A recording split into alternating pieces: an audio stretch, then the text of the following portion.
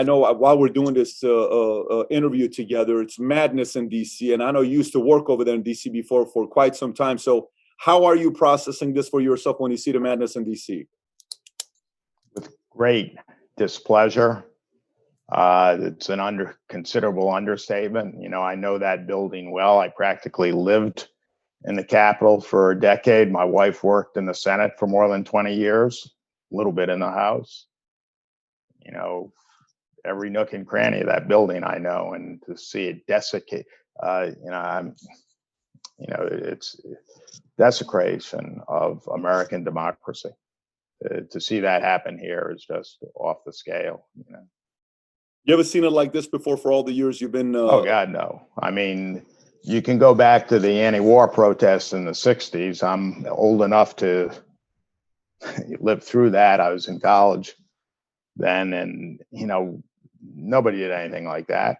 There were hundreds of thousands of people protesting in the 60s, but nothing like this disrespect for voting, disrespect for democracy, disrespect for the American way of life. I think those congressmen and senators are traitors to America who are violating their oaths of office, and it's awful.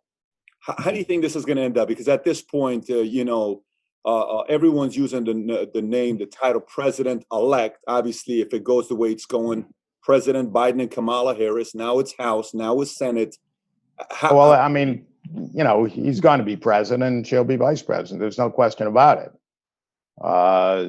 As they should be. They won the election. Over 60 court cases, you got to present evidence in court. You can't just make a speech and a claim. 60 court cases, lose every one of them.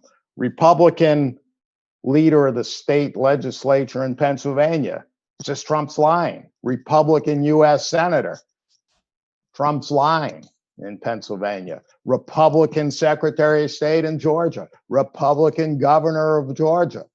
They're lies. Trump's lying. Republican governor, Republican secretary of state in Arizona. They're all lies. The person, the Republican Trump hired to oversee election security says it's the safest, most secure election in American history. So Trump fires him. The Attorney General of the United States, Bill Barr, authorizes every U.S. attorney to look for voter fraud. Zero. And Barr was hated by Democrats. I think for good reason. I think he played the role not of representing the United States, but of representing Trump. But even he says there's nothing wrong with the election. So he goes. Everything that they're saying is a lie. And, I don't understand how it got as far as it has in the Capitol. I just turned the TV on a little while ago. I would have thought they would have prevented the breach. I guess they don't want to use force to prevent them from going forward for fear that it would just incite much more. Yeah. But I think, frankly, the point is they're just about at the point where I would hate to see that tear gas in the U.S. Capitol or anything like that. That would just be beyond awful. But John, I'm a guy that came here from Iran. I lived there 10 years, 2 years in Germany at a refugee camp. And I've come into the States and I'm watching what's going on with politics in America. I'm noticing the Republicans are divided. Democrats seem to be divided. On the Democratic side, you got the AOC, Warren, Sanders camp, and then you have the Biden, the rest of the camp, and they're a little bit divided. Socialism, no, let's just stay Democrat. We don't need to go socialism. We can stay where we're at. And then on the Republican side, there's guys that are MAGA and there's guys that are Republican. And on both ends, you almost see a little bit of turmoil. What do you think needs to happen for us to be a little bit more civil, or do you think things are just going to escalate and get worse? Well, you keep thinking things have hit bottom and then they keep getting worse. I say, I don't believe you can equate the divisions on the Democratic side with the Republican side. We were talking before we started the show, that I actually covered politics for 10 years. My first book was on politics. I'm pretty liberal, but, Newt Gingrich and I had a relationship. He was the first congressman I ever had lunch with in the 80s. He called my first book I'm not trying to promote it. I'll never see a penny in royalties from it.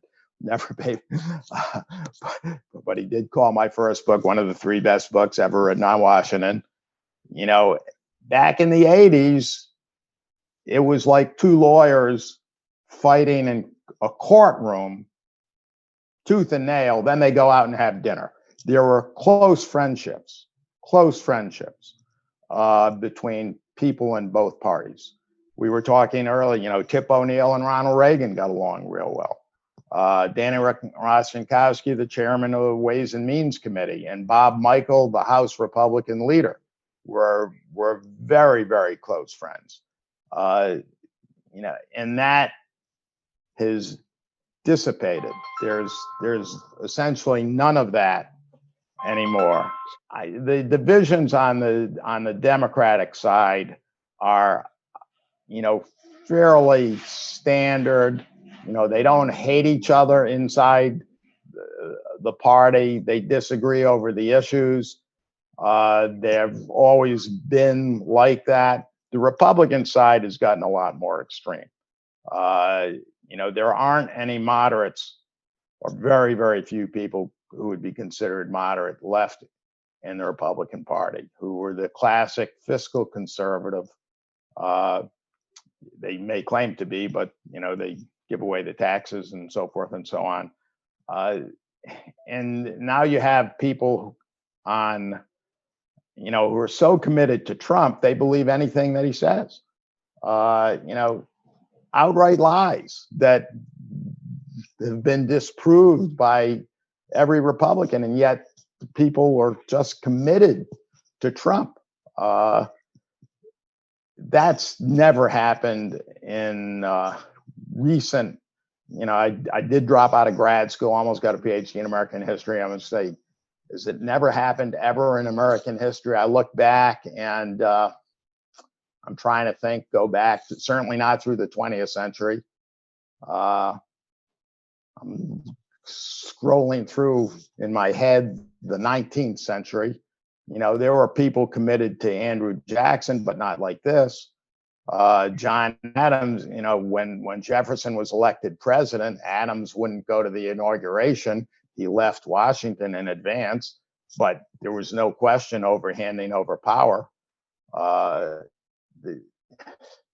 It's never been anything like this, and we've never had a leader in either party who incited followers the way Trump has done. It's, again, you didn't have me on to talk about this stuff, but it's happening in front of our eyes. And I was watching Fox, which I don't usually watch, but they were saying all the right things, that this is a desecration of American democracy. This is not who we are. And yet it's happening here, and it needs to stop. What do you think the 74, 75 million folks who voted for him are most upset about? Well, they've been lied to ever since the election. So I don't blame them for believing some of the things that they've been told. Tucker Carlson, for example, just to give you a single anecdote, had this thing on about somebody dead who was voting, name, whatever the name was, John Doe, I don't remember. Well, a reporter went out and tracked that down and discovered it was a 95-year-old woman who used her, as some women do, they went by her husband's names, Mrs. John Doe. So it wasn't John Doe who voted. She signed in as Mrs. John Doe, and it was misreported as her deceased husband voting. Well, Tucker Carlson, in other words, there was no dead person voting. So Tucker Carlson makes a big deal out of claiming a dead person, but he never corrected himself. He never issued a correction explaining, no, it turns out it was actually the widow signing Mrs. John Doe. So if that's what you see all the time, I'm not surprised that some people believe it. So if you like this little short clip from an interview I did, click over here to watch the entire interview. And please don't forget to subscribe to the channel. Take care, everybody. Bye-bye.